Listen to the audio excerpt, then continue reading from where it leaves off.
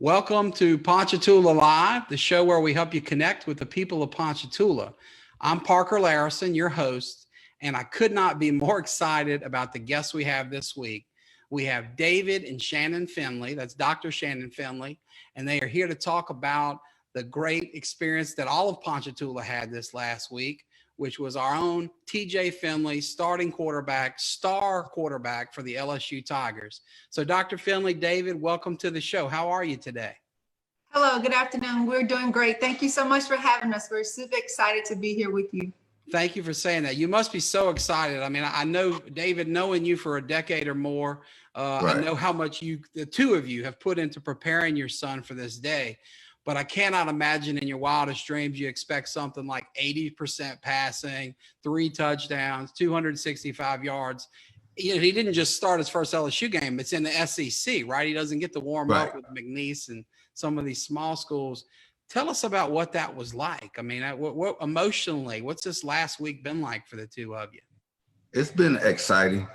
We actually, I wasn't surprised because I have always put him through tough situations and I knew what he was made of.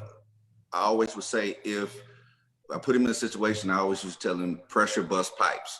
Either you're gonna rise to the occasion or you're gonna bust. Right. So he would always, I've never had a situation where he hasn't risen to the occasion. That don't mean we won all the time, but he did his part. We always taught them that you pray to God for him to give you the ability to do your best. Amen. Not for the win. Right. Because there's people on the other side praying too. May the best person win. But that's a great point. God, that's a great point. Your body to perform at its top performance, your mind to perform at its top performance, and do your best. Sure. Absolutely. Well, I know that you guys started early, whether it was AAU ball, yes, 7-on-7 drills. I mean, you did so much to work with both of your sons. They're both star athletes at different levels. Cody's still at PHS, right? What year is he at PHS? He's a wide receiver, junior. Okay, great. Yeah. So how neat is that to have one throwing and one catching that? Yeah. We loved it last year to see the Finley to Finley connection. That was very exciting. I bet that must have been amazing, heartwarming. And I would love to see your yard. I bet they just tore that up as kids, throwing. We don't have anything in the backyard because we have drill holes everywhere, all in the ground. That's funny. Well, we're going to, of course, circle back to these amazing young men that you're raising and their performance on and off the field.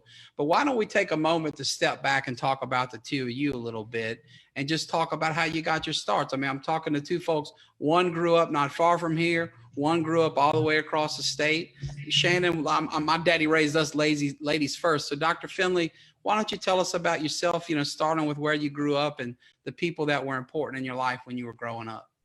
Yes, sir. Thank you. Well, I am a proud native of Hammond, Louisiana. I graduated from Hammond High School. I received my doctorate in pharmacy from the University of Louisiana at Monroe, which is where David and I met. Okay. While I was there in Monroe, we lived there for approximately 10 years. And then I kind of whined and told him I was ready to come back home.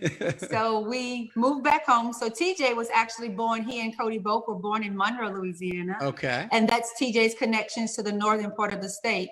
And then we moved home. And as you stated, I opened my own practice. I've been working at Xavier University. I was a clinical professor at Xavier University. I've been serving the community. I love to serve. If I may, thank you. Speaking of serving the community, you were one of the first people in the community to step up and donate a bike for our Bikes for Kids program. And I know that's just one of hundreds of things you do every year for the community, but thank you for all you do. You've been an amazing asset to Ponchatoula.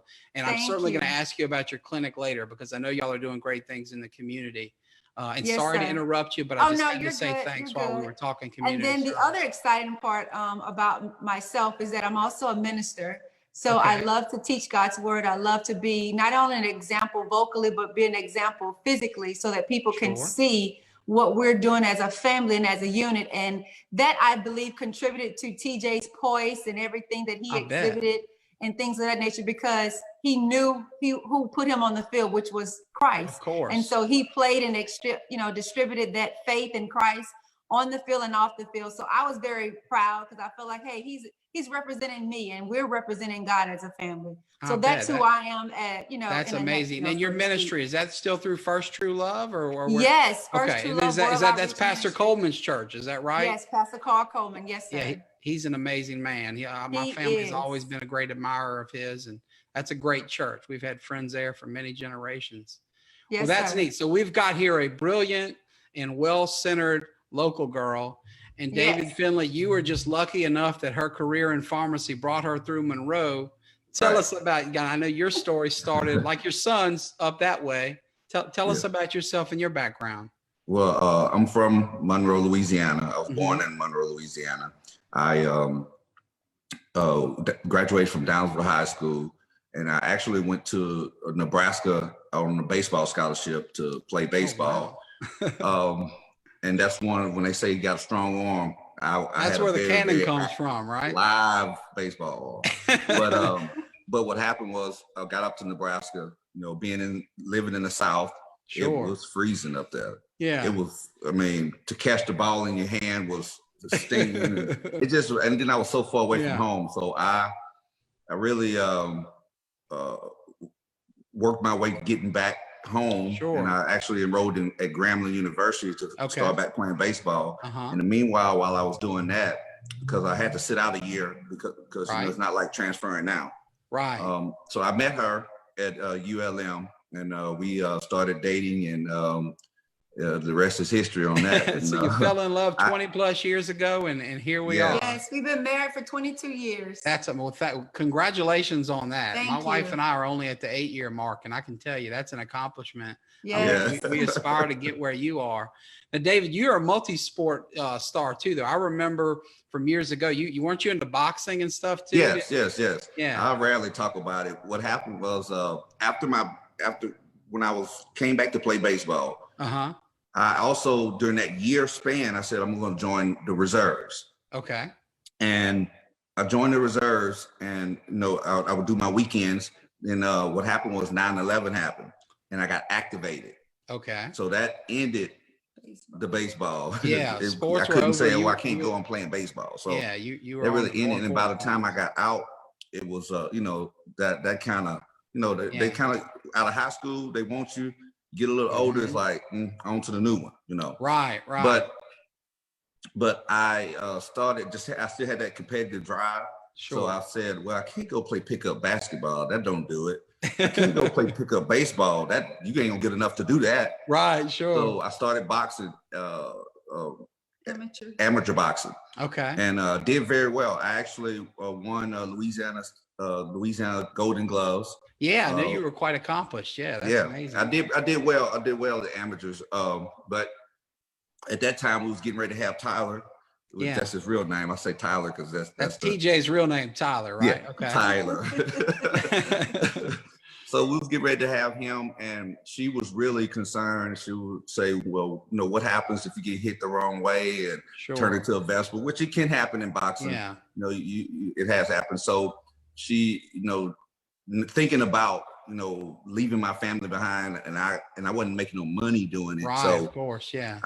Wasn't worth it. I put it up, but happy wife, happy life. You made a good decision. Right. Yes. And that's the thing about marrying a doctor. They know about things like head injuries, and you can't really, talk down the dangers of things like boxing. I will show him all of the scary pictures of head injuries. I did a rotation right before Katrina hit, and I had like scary pictures of open brain surgery. Oh, yikes. And I would show him the pictures. I was like, this is your brain from being punched on. Right.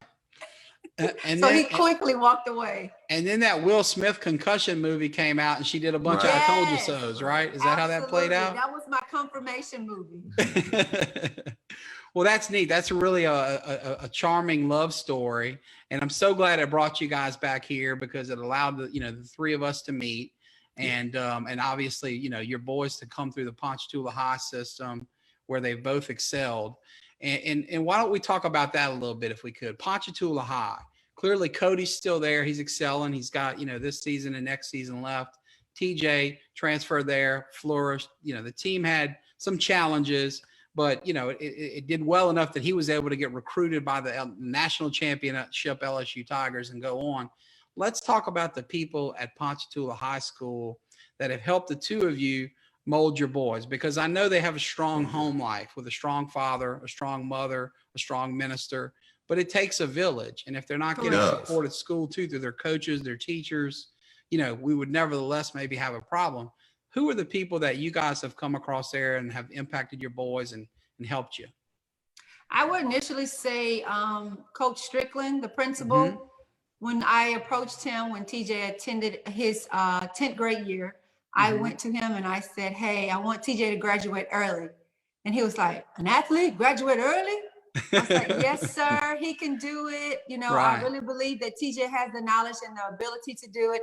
He actually started high school courses when he was at Hammond Junior High before he transferred to St. Thomas. And then when he was at St. Thomas, they had a block schedule that enabled him to get one more credit. So I knew we were on the right path in order to have him graduate early. So Coach Strickland, he kind of thought about it. He's like, I've never done this before, especially for an athlete. I said, I promise you, you won't regret it. You won't regret it. I promise you. So he was very instrumental in getting it pushed through and approved for TJ to graduate early. And as a result of him opening that door for TJ to graduate early, Cody too will have the opportunity to graduate early. And not only from a football standpoint, but from an academic standpoint, I'm firm believer that if you allow the kids to kind of get lazy and don't push them, then they kind of find trouble. Just happen to find them. So that with them being able to graduate early with the help of Coach Strickland, it will not only enable them to get to college faster, but it would also give them the opportunity, if God opens the door for them to go to the NFL, they'll almost have a degree. And that's my goal. It's not about just their goal. I want my goal too, because I want a degree. Absolutely. You're the mama. Yeah, that's a smart goal. Absolutely. And then the other person, I would say Coach Hank. What a great man. Not even just on the field, but off the field. Coach Hank to them is like a grandfather. Sure. Both of them, they lost their grandfather when they were younger, David's dad. And so they haven't had that pawpaw interaction, quite often as they were growing up. But Coach Hank was pawpaw to them. And he still is. Mama Joe is Mama Joe, and Coach Hank is pawpaw. And great discipline, great leadership skills that he pulled on them because he saw that they had the skill set to do so. They would get upset sometimes, but of course, those are kids. But he pulled the best out of them. He trusted them. He gave them leadership roles. He made them be accountable for everything that they did, both on and off the field. Made them understand that people are looking at you. They're watching you, whether you think it or not. So you have to be accountable. So Coach Hank definitely pushed them and pulled on them. And then for TJ, I would say it was Coach Trey, who was his quarterback coach his junior year. That was a year that I saw TJ really open up and transform in regards to his leadership role on the field. And I do believe having Coach Trey there, who also played at Southeastern, coming in and giving him some of that college edge and college talk, kind of help him prepare him and mold him to be as ready as he was also for LSU. Well, I love to hear that. David, anything you want to offer on that? Yes, I actually want to give credit to his basketball coach as well, Coach Taylor. I remember his sophomore year, TJ, being a kid, he kind of not got in no serious trouble, but he did something. But boys will be boys. We've all been there. Boys. Right. But Coach Taylor disciplined them. The way he disciplined them and talked to them really opened his eyes to, hey, I can't do this. But he didn't let them get away with it because they were star players on the team. Sure. So I really like that discipline part of it. Yeah. And as a whole, I do think the whole city of Ponchatoula and Hammond. I really do. A lot, it's just about everybody knows everybody. Know of everybody. We love this small town. It's a lot of things going on in the world today. Yeah. You don't see that here. My boys, honestly, when we told them, be careful, make sure you do this if you get pulled over or whatever. And they looked at us like, what do you mean? Because here they don't see black and white. Yeah, it's a different sense of community here. We're very blessed in that regard. We're in our own little different bubble. We're in a bubble. Yeah, we're in the good bubble. Point. But we're in our own bubble, and we never had any problems like that. So our boys was really confused of what they were seeing on TV. Sure, why does this, why are they doing Black Lives Matter? Son, every place is not like this. Right. This is, it's because everybody has grown up together, Hammond and Ponchatoula. I know we're rivals in football and basketball, but the whole community, TJ could be somewhere to say, hey, there's somebody that called me Mr. Finley. I saw TJ. He looked like he's going a little too fast. Yeah. Okay, thank you. I'll take care of it. Right. Even the police department. Hey, Mr. Finley, make sure you let your boys to know It was just the teamwork of protecting them. And we, just like us, if we see your child or your child, it's like back in the old days. You get a whooping there, and then you get a home and get a whooping. That's the Ponchatoula way. You're right. Really congratulate Ponchatoula and Hammond for being different. Yeah, being different than thank any you for other. mentioning that, because that's so important. Yes, for sure. I think they deserve a lot of credit and should be proud of what the product that has came through here, because they helped that process.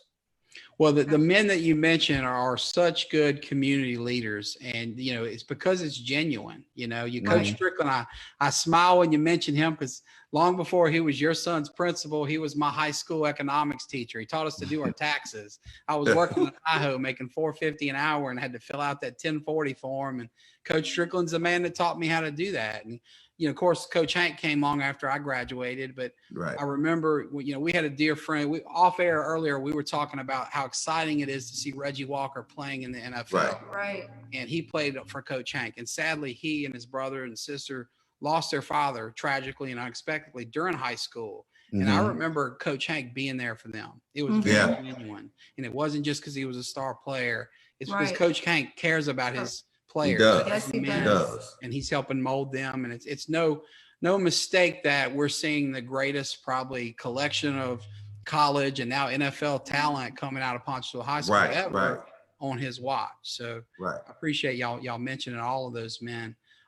Let's shift gears a little bit to the coaches in TJ's life now, because you guys have that unique perspective of what's Coach O like, what's Coach E like, what's it been like? And let me start with this. You mentioned, Shannon, the importance of him graduating early, and thank God you had that foresight to know that would be important, because that gave him some overlap in time with the Joe Burrow era, the national championship team.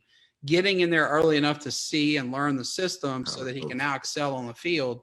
Tell us about that. How important was it there to get there early?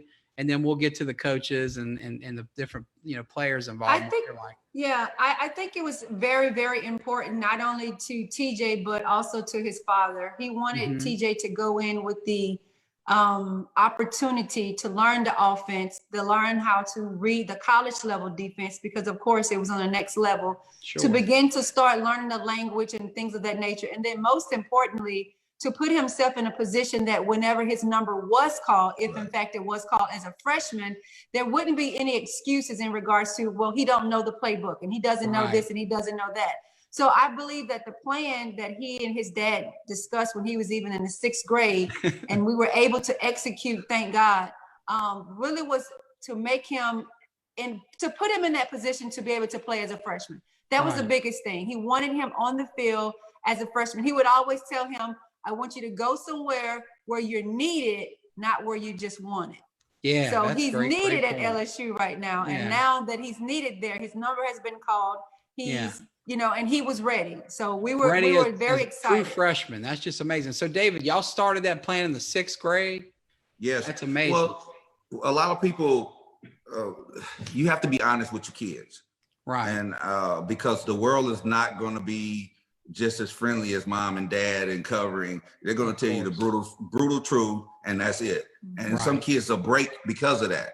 So when I noticed his talent as a quarterback, and actually before the 6th grade, he could read defenses. He understood it. He just was his brain was a sponge, and a lot of that stuff that I taught him, his techniques and his body techniques and things, were when he was young.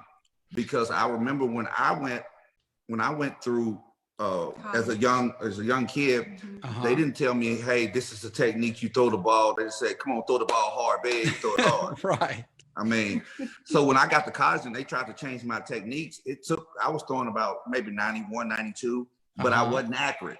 Right. Unless I get hot. You were like Wild Thing. Yeah, right.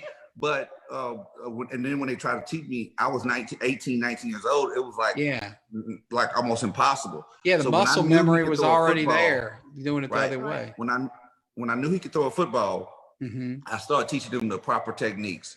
right then. And we just kept working, and I kept teaching him stuff, and I taught him cover 2, cover 3, all that stuff really, really young. And I knew how smart he was. And then around the 6th grade, his 6th grade year, you start seeing kids go early, a semester early. I was like, I saw that. I read it in an article where this quarterback and this player went early. I said, we're gonna try to do that. That's a big advantage. Right. And he's always been a big kid, so I knew his body would yeah, he was probably 6 feet back then, because I remember you showing me videos in the gym on your cell phone, and it was little conference, 6th grade, 7th grade, something like that. And I'm thinking, that's one of the coaches. That's not a player. He was like a man among boys.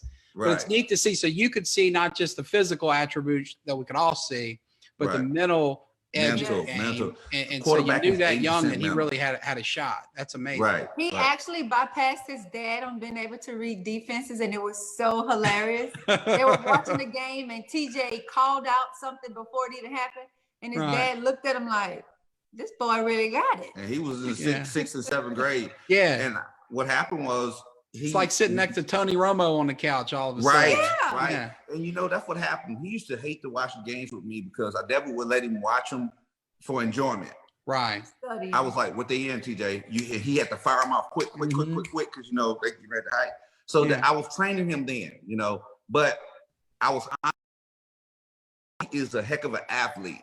He can throw the ball too, but he couldn't pick up on the defenses as smooth and clean and quickly as TJ. Yeah. So I kind of got a little frustrated with him, but I was like, look, Cody, you are actually, I think Cody is a better athlete than TJ. Yeah. Absolutely. Wow. That's saying something. Yeah. That's amazing. He's at 6'5.5" now. Yeah. And a tremendous receiver. I mean, just incredible but I was hands. honest with him. If I was a parent that had said, no, you're going to be a quarterback just like your brother, I've been doing him a justice. He cried when I told him, you're not a quarterback. I don't think you're going to be able to be a quarterback. Not physically, he could, but mentally he couldn't. Sure. And quarterbacking is 80% beating the defense before it happened. Right, you know, right. You do have to have physical attributes, true. But look at some of the great quarterbacks in past history. Joe Montana wasn't the greatest athlete. Sure, yeah. Tom Brady is not the greatest athlete. No, it's Peyton Manning, you go down the list. It's not the guys that are running fast and jumping high. I mean, with few exceptions, there's certainly some guys in the league that can do that too. Yeah. So, well, that's just really being honest with them. Yeah, and you set Cody on a different path that he's so well suited for, because he's such an exceptional receiver and he's starring. And, you know, maybe in an alternate universe, he's a very frustrated junior quarterback who's not living up to brother's large shoes he left behind. Absolutely. Right. Instead, he can star in his own right in both of these. And they can practice together, right? Right. They can drill. Tear up my yard a little more. Yeah, that's exciting. Well, let's circle back to, you know, the new coaches. So you get to tell us about the recruiting process, because Tyler was identified very early as an LSU prospect. Right.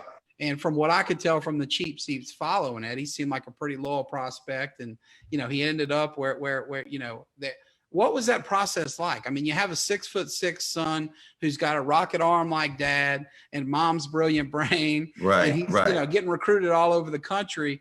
What's that process like? And then specifically the LSU part of it and why you end up at LSU and how that's worked out. It was actually a real smooth process because of Tyler or TJ. His heart was to stay home. He's a mama's boy. I call him my big teddy bear.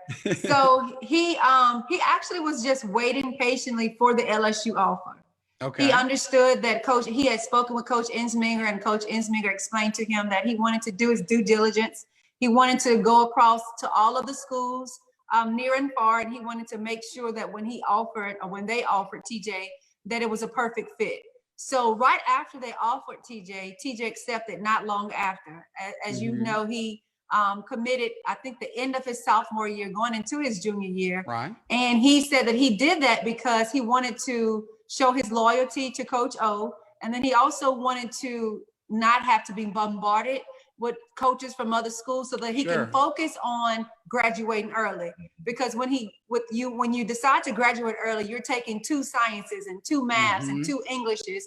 And he felt like having to do the traveling to the unofficial visits or even the official visits to a number of schools would be a distraction for him academically. So he decided to go ahead and commit early, get that behind him, then focus on his academics to ensure that he was able to get to LSU early. And that comes from him, not you guys. Wow, what a mature decision. Yes. So now we're starting to see, the elements that make a guy ready to command the LSU Tigers as a true freshman. I mean, he's really ahead of his time, not just intellectually and physically, but emotionally. That's a really big, mature emotional decision.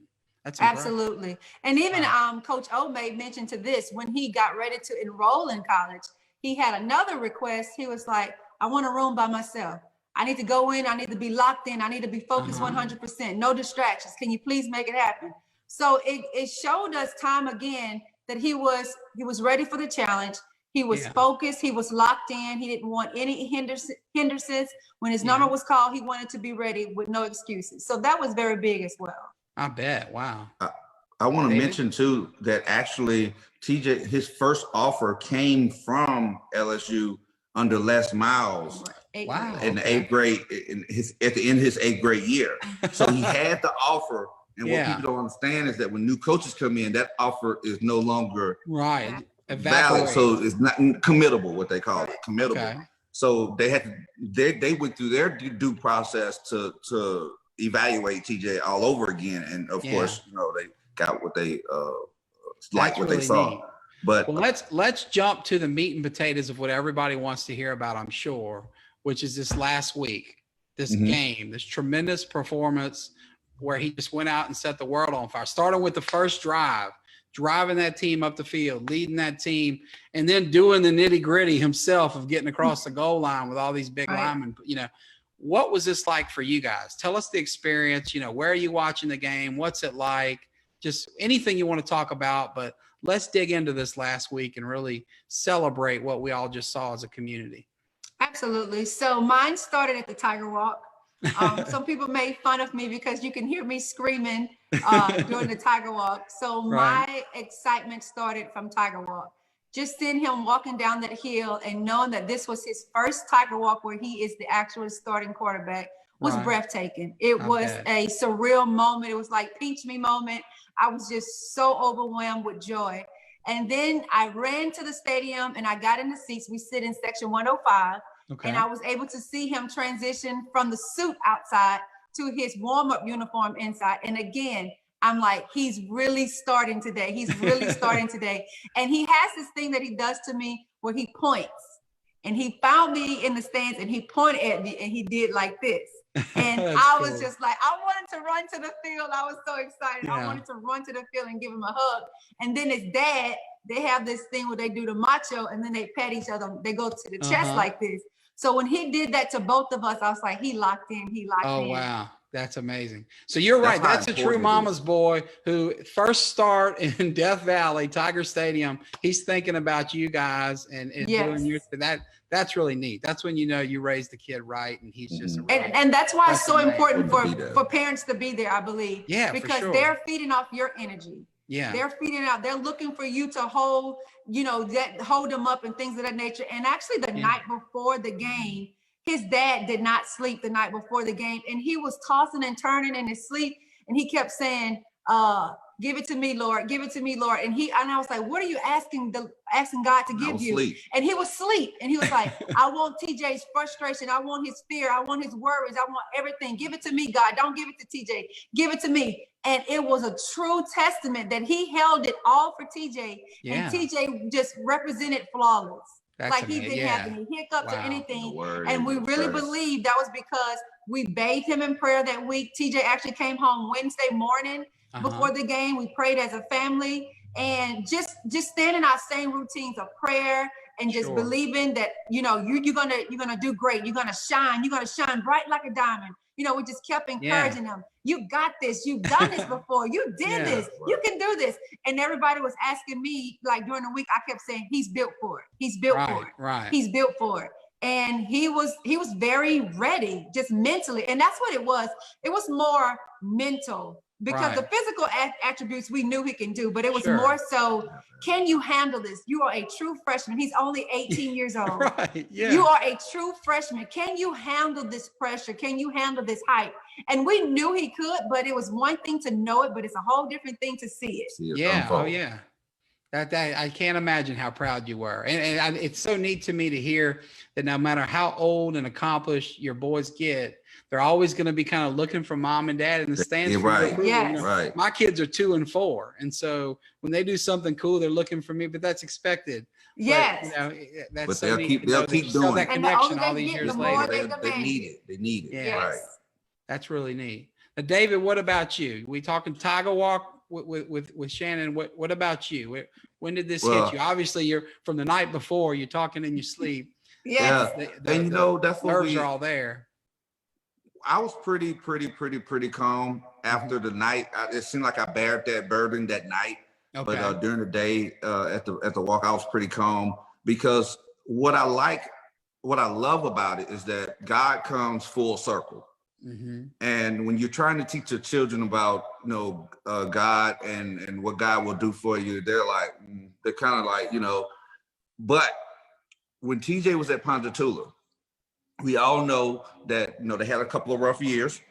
Right. And the line, you had kids playing on the line that wasn't even really linemen. They were small. Yeah, he wasn't getting much time to throw back then, if I recall. But I used to always tell him, I said, TJ, just be calm. Everything's going to work out. I said, God is preparing you for something greater. Mm-hmm. I just kept telling them, and of course a kid, 5 minutes is an eternity. So, right. But I kept preaching. We were consistent in telling him, God is doing this to prepare you for something greater, prepare you something greater. So we continue to say that. And then his last year, they had a better year. He played with all sophomores. Okay. And they actually made the playoffs and really went down to Denham Spring and put on a good show. That second half, they scored 34 points that Dexter hadn't given up over 15, 17 Didn't he throw like points. 500 yards or something that game? Right, right. Yeah, I thought so. So it came to that day, and I talked to him on the phone that morning. I said, TJ, I was looking at film of LSU and Miles Brennan, and I was looking at Miles in the line. I said, the line is giving you they protect Miles pretty well. Yeah. Of course, you have sometimes, but sure. They protected him pretty well. And I said, TJ, that's going to feel like a turning to you. Mm-hmm. Because you got this quick. If y'all notice in the game, it was boom, boom, boom, boom. It was quick. And that's why then I was after the game, I said, see, God was preparing you for something greater. Sure. Now look how I go. Now that's a great perspective. What a wonderful light to shine on what most folks would view as adversity and tough circumstances. A lot of people would want to whine about that, Right. But y'all turned it into a positive. Right. Yeah. It was building his character. And that's what we've taught him. Just in life in general, it's not about going through the situation. It's about how you handle the situation and what you do with the situation. Sure. Like for him, he's never had to sit behind another quarterback. Right. That was a challenge. I bet. But we had to continue to remind him, it's not about the sitting, it's about how you sit. Right. Right. What are you doing while you're sitting? Okay, I'm getting better, stronger. I'm watching Miles. I'm reading these. I'm learning from Miles. I'm learning. And he learned. So he took it and didn't whine about the sitting. He became a better quarterback as a result. And what a better example of that principle to have right in front of him and preceding him than Joe Burrow, right? I mean, he had to sit behind more guys longer than Joe did. And look what he had the whole time. Look where he is. Yeah. Right. He could have easily gave up. Right. Did they have much time? Were they able to, was there any overlap with the graduating early or what's that time? Well, he got a chance to go spend time, about a month. He got a chance to go spend time with them as they prepare for the playoff game. Yeah. Oh, wow. Game. So he got actually Joe Burrow invited him, told him come to the room, come to his room. They ate pizza and watched film, and they both broke down film together. So it was a very, very great advantage for him. Yeah. And I tell people none of that happens if you don't have the bright idea in the 6th grade to set this train in motion. And it's all God's plan too, And you guys were a team because David, you conceived of the idea. Shannon, you go talk to the principal, see it through. That's such a wonderful example for all the parents. Yeah. He executed it. Yeah, right. Yeah, he had to do the heavy lifting, right? That's you know, I tell people, a lot of people ask us too a little. I actually, we are. I guess if you know me, you know that I'm pretty not aggressive, but when it comes to sport, I'm pretty high strung. Yeah, no, right. Yeah, you're just You're intense, man. I've seen you work out at the gym. You know, I get tired watching you from the side. I know how intense you are, man. Me too. So we wasn't happy or excited about Miles' injury. Not at all. Right. And TJ wasn't either. That ain't how he envisioned himself. He was actually, we had his mentally prepared to sit the whole year. Yeah, right. Body would be more developed. Yeah. Mind would be more developed. So it wasn't a problem. We knew that going in. Right. Now, if he beat him, fine. Sure. But we was like, you know what? He's a junior. He's waited his time. Right. And once COVID took spring off the table, that probably so when that happened, we knew that it wasn't going to. They were more likely going to start with the veteran. But I told TJ, I said, TJ, you even with the Max situation, when he had to battle Max, and when they announced him as a starter, he felt bad for Max.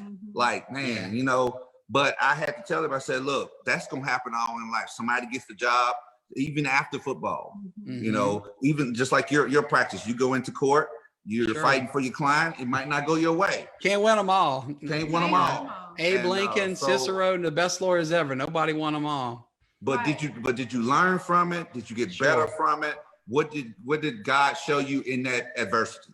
Yeah. So that's what we were ready for that. But being that the situation presented itself, we are excited that he got a chance to display. So even if they say, okay, Miles is ready, you go back to the bench. Just say TJ goes, and I don't know. I guess they're going to announce who's starting today or tomorrow if Miles is available.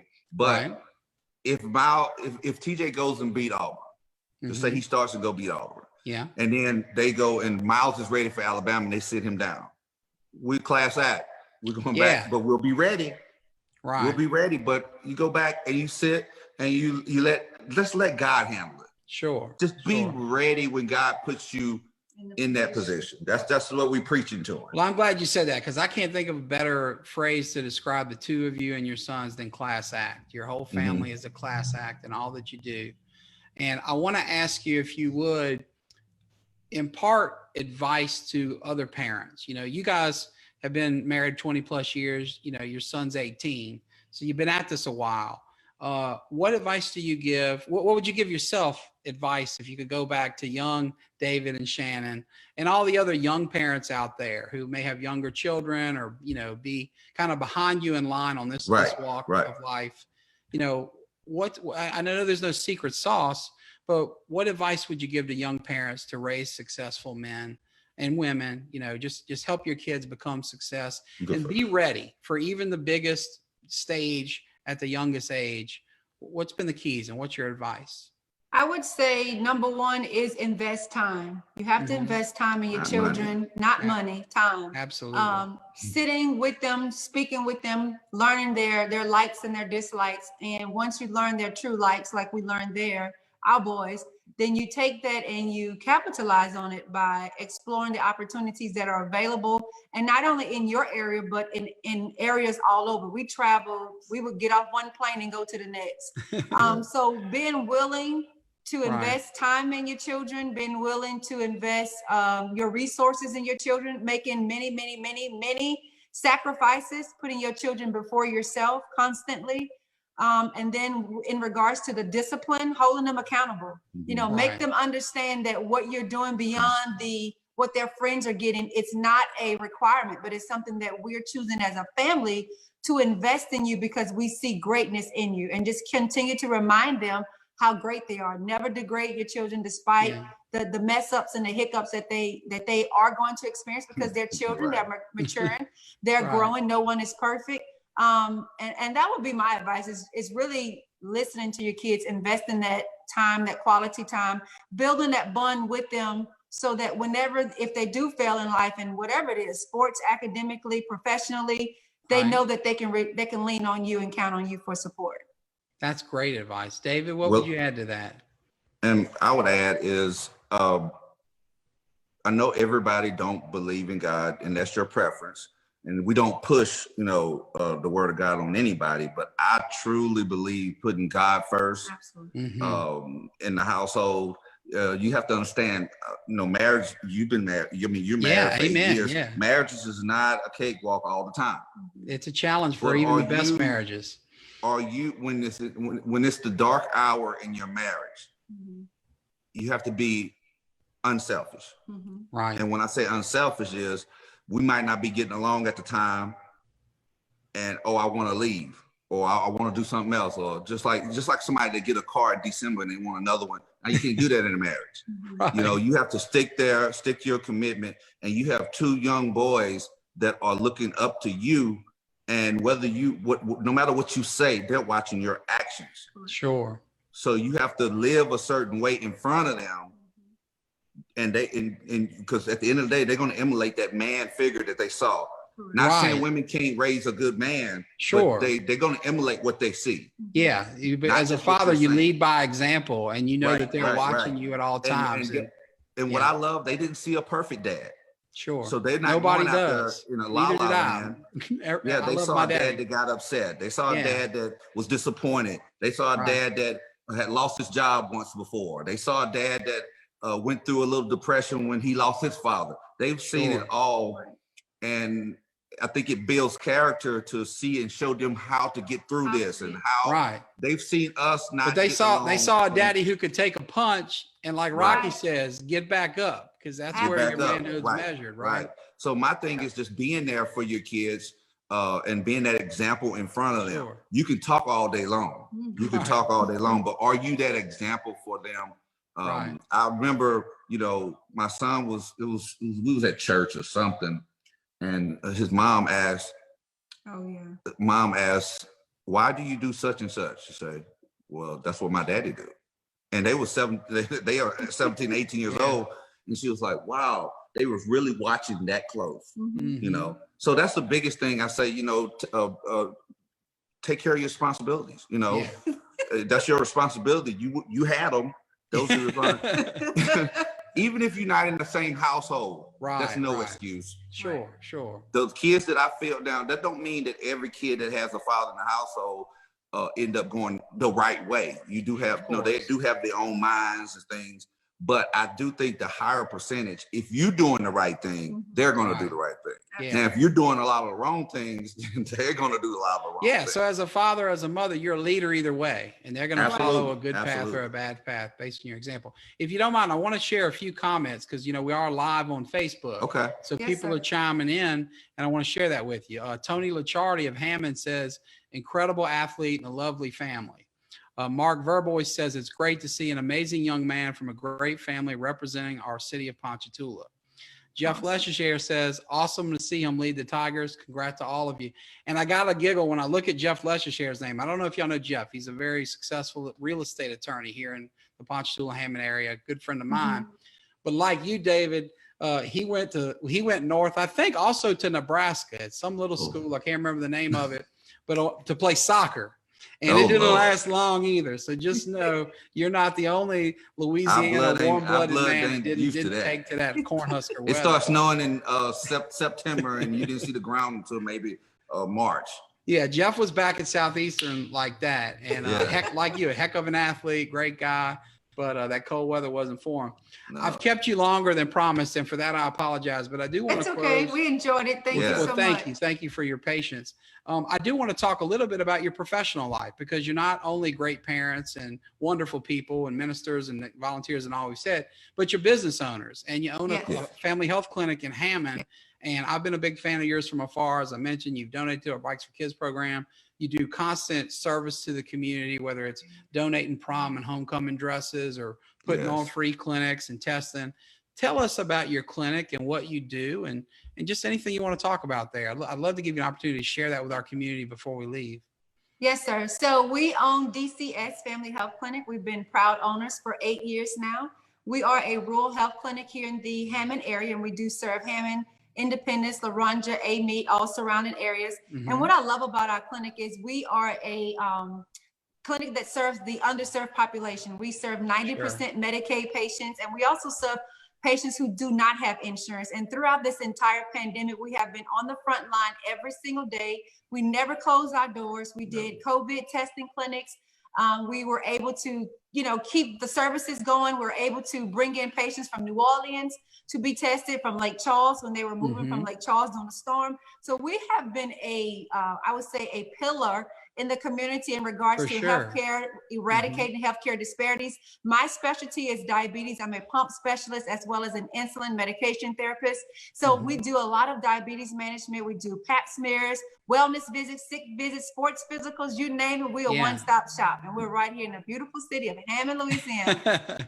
Well, that's great. That's a wonderful pitch. You're a wonderful ambassador for your business. And Dr. Finley, David Finley, you two of my favorite people around here.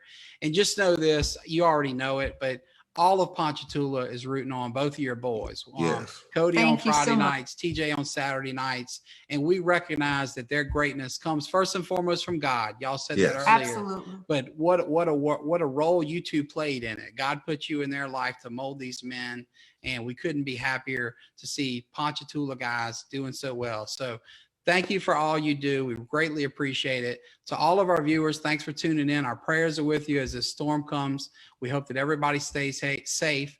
And we will be here tomorrow, God willing, if the storm allows, to interview Lieutenant Donald Burton with the Ponchatoula Police Department. So you can tune back in 3 o'clock on Thursday. That's tomorrow, Ponchatoula Live. Thank you all. Thank you. Have a great one.